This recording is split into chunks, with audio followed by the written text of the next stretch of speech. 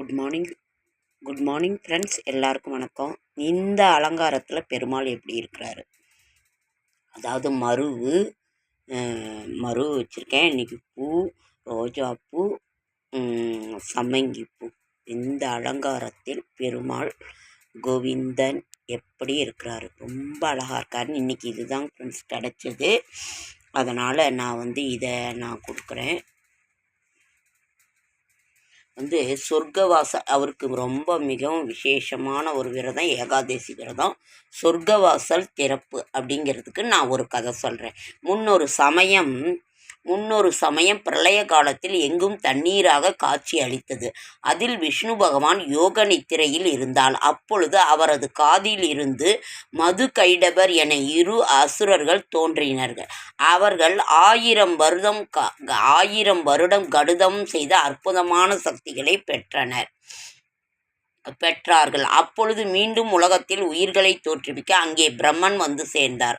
அவரை பார்த்து மது கைடபர் 2 எங்களுடன் போருக்கு வா என்று பிரம்மனை அழைத்தனர். அவர்களின் சக்தியை கண்டு திகைத்த பிரம்மன் விஷ்ணுவை துதித்தார். யோக நித்திரையில் இருந்து எழுந்து வந்த விஷ்ணு அசுரர்கள் 2 நெடும் போர் செய்து அவர்களை அழித்தார். விஷ்ணுவின் உடலிலிருந்து தோன்றியதால் அசுரர்களின் ஆன்மா வைகுண்டம் செல்லும் பாக்கியத்தை பெற்றது.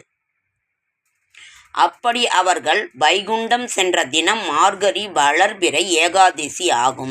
அப்போது அவர்கள் 2 விஷ்ணுவிடம், எங்களைப் போல் இந்த மார்கழி மாதம் வளர்பிறை ஏகாதசி என்று யார் யார் பிரஜா நதி தாண்டி பரமபத வாசலை கடந்து செல்கிறார்களோ அவர்களுக்கு தாங்கள் மோட்சம் அருள வேண்டும் என்று வரம் பெற்றனர். அதன்படியே பெருமாள் கோவில்களில் மார்கழி மாதம் வரும் வளர்பிறை ஏகாதசியில் பரமபத வாசல் திறக்கும் நிகழ்ச்சி நடைபெறுகிறது. இந்த தினம் வைகுண்டத்திற்கு செல்லும் வழி என்பதால் வைகுண்ட ஏகாதசி என்று அழைக்கப்படுகிறது. ஏன் வைகுண்ட ஏகாதசி என்று அழைக்கப்படுகிறது, சொர்க்கவாசல் ஏன் திறக்கப்படுகிறது அப்படின்று ஒரு இது இருக்குது. உங்களுக்கே தெரியும், வைகுண்ட ஏகாதசி அன்னைக்கு அந்த விரஜா நதியில் ரொம்ப சிறப்பாக பகல் 10 ராப்பத்து உற்சவம் ஸ்ரீரங்கத்தில் நடக்கும். அப்போ அந்த ஒரு கிணறு இருக்கும், பெருமாள் ரொம்ப வேகமாக வருவார். அப்போ அந்த விரஜா நதி தீர்த்தம் அங்கே கிணறு இருக்கும், அதை பெருமாளினோட பாதங்களில் சமர்ப்பிப்பார்கள். அதற்கு பிறகு விரஜா நதியை தாண்டி சொர்க்கவாசலின் வழியாக அனைவருக்கும் காட்சி தருவார் பெருமாள். இது உங்களுக்கே தெரியும். அது ஃபஸ்ட்டு அப்படியே ஓடி வருவாங்க.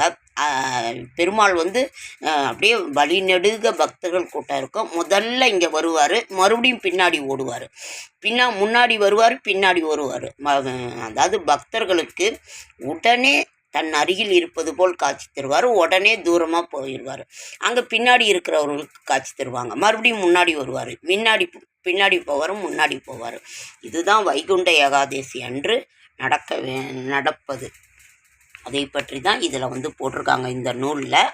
ரொம்ப ரொம்ப நல்லா இருக்கு. அதே மாதிரி இதை நான் படித்தேன்.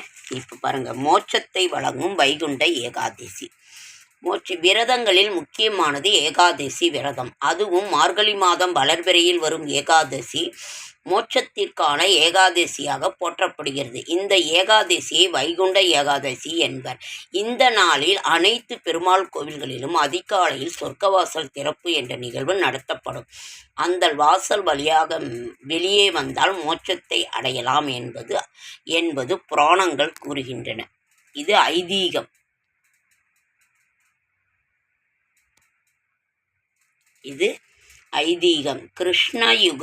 கிரேதா யுகத்தில்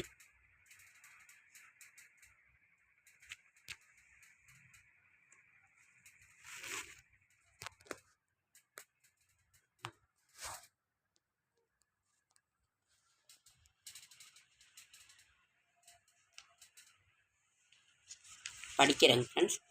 கிரேதா யுகத்தில் நதிஜஸ் என்ற மகா அசுரன் இறந்தான். அவனுக்கு முரண் என்ற மகன் பிறந்தான். அவன் கடுந்தவம் செய்து மிக பெரும் சக்திகளை பெற்று தேவர்களை மக்களையும் சகல ஜீவராசிகளையும் துன்புறுத்தி வந்தான். முரனை அழிக்க வேண்டும் என்று சகல முனிவர்களும் தேவர்களும் விஷ்ணுவிடம் முறையிட்டனர். அவரும் முரண் முன்பாக தோன்றி உன் தவறுதலுக்கு நீ வருந்துவாய் என கூறி அவனோடு கடும் யுத்தம் செய்தார். ஆனால் அவனை அழிக்க முடியவில்லை. அப்போதுதான் முரணின் அழிவு ஒரு பெண்ணால் தான் ஏற்பட வேண்டும் என்பதை விஷ்ணு அறிந்தார். எனவே அவர் ஹீமாபதி என்னும் குகையில் யோகநித்திரையில் ஆழ்ந்தார். அந்த நேரத்தில் விஷ்ணுவின் உடலிலிருந்து ஒரு அழகான பெண் தோன்றினாள். அவள் முரனுடன் போரிட்டு அவனை எரித்து கொன்றாள். முரனுடன் போரிட்ட விஷ்ணுவிடம் இருந்து 11ஆம் நாள் தோன்றியதால் அந்த பெண் ஏகாதேசி என்று அழைக்கப்பட்டாள். அவளிடம் விஷ்ணு உனக்கு என்ன வர வேண்டுமோ அதை கேட்டு பெற்றுக்கொள் என்றார். அப்போது ஏகாதேசி, முரணழிந்த இந்த தினத்தில் யார் உங்களது பெயரை சொல்லி கொண்டாடுகிறார்களோ விரதம் இருக்கிறார்களோ அவர்களுக்கு நீங்கள் மோட்சத்தை அருள வேண்டும் என்று கேட்டாள். அவ்விதமே விஷ்ணுவும் அருள் செய்தார். அதனாலேயே ஏகாதேசியும் அந்த நாளில் இருக்கும் விரதமும் முக்கியத்துவம் வாய்ந்தது.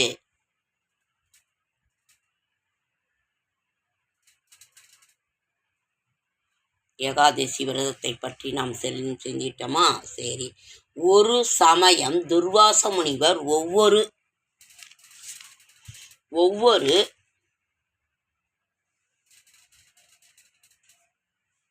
ஒவ்வொரு தேசமாக சென்று கொண்டிருந்தார். துர்வாசரும் 1000 சீடர்கள் உண்டு. தவத்தில் சிறந்தவர்.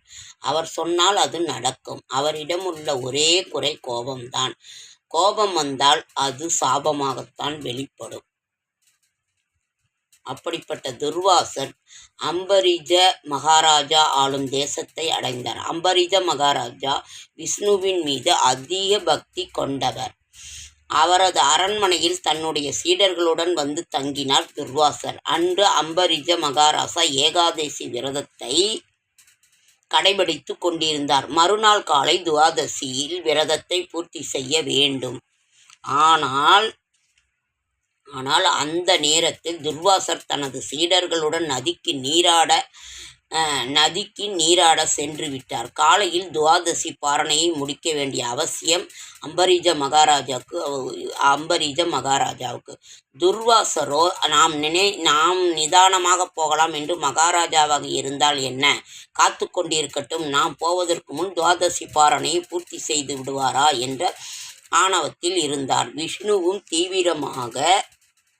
தீவிர பக்தனான அம்பரீஜ மகாராஜா ஏகாதசி விரதத்தை பூர்த்தி செய்யவிட்டால் இத்தனை ஆண்டு காலமாக கடைபிடித்து வரும் விரதத்தில் தடை ஏற்படுமோ என்று அச்சத்தால் கலங்கினார். ஒரு கட்டத்தில் துவாதசி பாரணையை முடித்து விடலாம் என தீர்மானித்தார். அதே நேரத்தில் உணவு உண்ணாமல் பெருமாளுக்கு சமர்ப்பித்த துளசி தீர்த்தத்தை மட்டும் உட்கொண்டார். சாப்பிடவும் இல்லை. விரதம் முடிந்துவிட்டது. இந்த நிலையில் வெகு தாமதமாக வந்த துர்வாசருக்கு துளசி தீர்த்தத்தை உட்கொண்டு அம்பரீஜ மகாராஜா ஏகாதசி விரதத்தை முடித்தது தெரிய வந்தது. விருந்தினர்களுக்கு உணவளிக்காமல் நீ எப்படி சாப்பிடலாம்? துளசி தீர்த்தமாக இருந்தாலும் அதை நீ செய்யக்கூடாது என்று கடுமையாக கோபப்பட்டவர் தன் தலைமுடியிலிருந்து ஒரு முடியை எடுத்து வீசி எறிந்தார். அது மிக உயரமாக கருத்த உருவமாக முள்ளபூதமாக உருமாறியது. அம்பரீஜ மகாராஜா திகைத்தார். நமக்கு பகவான் திருவடியே கதி, வேறு இல்லை என்று விஷ்ணுவிடம் நாமத்தை சொல்ல ஆரம்பித்தார். அதே நேரம் பூதம் அம்பரீஜ மகாராஜாவை விழுங்க அருகில் வந்தது. ஓம் நமோ பகவதே வாசுதேவாய, ஓம் நமோ பகவதே வாசுதேவாய என்று இறைவனின் நாமத்தை உச்சரித்து கொண்டிருந்த அந்த வேளையில் அங்கே மிகப்பெரிய ஒளி தோன்றியது. அந்த ஒளியிலிருந்து சுதர்சன சக்கரம் வெளிப்பட்டது. தன் அடியவர்களுக்கு வரும் துன்பத்தை ஆண்டவன் ஒருபோதும் பொறுத்து கொள்ள மாட்டார். சுதர்சன சக்கரத்தில் இருந்து வெளிப்பட்ட நெருப்பு பூதத்தை எரித்தது. அதோடு நில்லாமல் பூதம் வெளிப்படுவதற்கு காரணமாக இருந்த துர்வாசரை சுதர்சன சக்கரம் துரத்தியது. அதற்கு பயந்து துர்வாச முனிவர் பூலோகம், ஸ்வர்லோகம், மகாலோகம், தபோலோகம், இந்திரலோகம் என ஒவ்வொரு லோகமாக ஓடி வைகுண்டம் சென்று பகவானின் திருவடியை சரணடைந்தார். விஷ்ணு பகவான் ஆண்டவனுக்கு செய்யும் அபச்சாரங்களை அடியார்களுக்கு செய்யும் தொண்டால் போக்கிக் கொள்ள முடியும். ஆனால் அடியாருக்கு கெடுதல் நினைத்தார் அவர்களை ஆண்டவனாலும் காப்பாற்ற முடியாது. துர்வாசரே, நீ அம்பரீஜ மகாராஜாவை சரணடை என்றார். துர்வாசர் வைகுண்டத்திலிருந்து புறப்பட்டு நேராக அம்பரீஜ மகாராஜாவின் அரண்மனையை அடைந்தார். அம்பரீஜா, எனது ஆணவத்தை பொறுப்பாய். எவ்வளவு தவம் செய்தும் என் தவமெல்லாம் உனது ஏகாதசி விரதத்தின் முன் பலனற்று போய்விட்டது. பகவான் அடியார்களின் சக்தி என்று இன்று எனக்கு தெளிவாக புரிந்துவிட்டது. சுதர்சன சக்கரம் என்னை துரத்தி கொண்டு வருகிறது. நீதான் என்னை காக்க வேண்டும் என்றார். உடனே அம்பரீஜ மகாராஜா விஷ்ணு பகவானை நோக்கி சங்கு சக்கரம் சங்கமம் சக்கரம்ச சாபம் பரகம் ஆசிம் இஷும் சூல பாசாங்கு சாக்னீன் பிரணாம் வஜ்ரகெடௌ ஹௌ முஜ கதா குந்தமத உக்ர தர்மஸ்ட்ரம் ஜுவாலா கேசம் திரிநேத்தம் ஜுவலத் அனலநிபம் ஹரஹேயுர பூஷம் தியாயே சத்கோண சம்ஸ்தம் சகலரி பஜன பிராண சம்ஹார சக்கரம் என கூறி தியானம் செய்தார். உடனே சுதர்சன சக்கரம் விலகிச் சென்றது. பின் அம்பரீஷ மகாராஜா துர்வாச முனிவரை நல்ல முறையில் கவனித்து உணவு அளித்து வழி அனுப்பி வைத்தார். வைகுண்ட ஏகாதசியை கடைபிடிப்பவர்கள் அந்த விரதத்தின் போது ஓம் நமோ பகவதே வாசுதேவாய என்ற மந்திரத்தை தன் சக்திக்கு ஏற்ப வகை 28 முறை அல்லது 54 முறை அல்லது 108 ஜபித்து வந்தால் நினைத்த காரியம் நடக்கும். ஓகேங்க ஃப்ரெண்ட்ஸ், லைக் பண்ணுங்கள், ஷேர் பண்ணுங்கள், கமெண்ட் பண்ணுங்கள், சப்ஸ்கிரைப் பண்ணுங்கள். என்னோட ஷார்ட்ஸ் வீடியோ பார்க்குற அனைவருக்கும் என்னுடைய மனமார்ந்த நன்றி. இன்றைக்கி வைகுண்ட ஏகாதசி விரதம் சொர்க்கவாசல் திறப்பு ஏன் என்று நம்ம ரொம்ப விரிவாக பார்த்தோம். ரொம்ப நல்லாச்சு, இந்த புக்கில் போட்டிருந்தது. ஓகேங்க ஃப்ரெண்ட்ஸ், அடுத்த வீடியோவில் சந்திக்கலாம். அவ்வளவு ரொம்ப அழகாக இருந்துச்சு இந்த புக்கில். அதுதான் நான் உங்கள்கிட்ட படித்து காட்டினேன். ஓகேங்க ஃப்ரெண்ட்ஸ், அடுத்த வீடியோவில் சந்திக்கலாம்.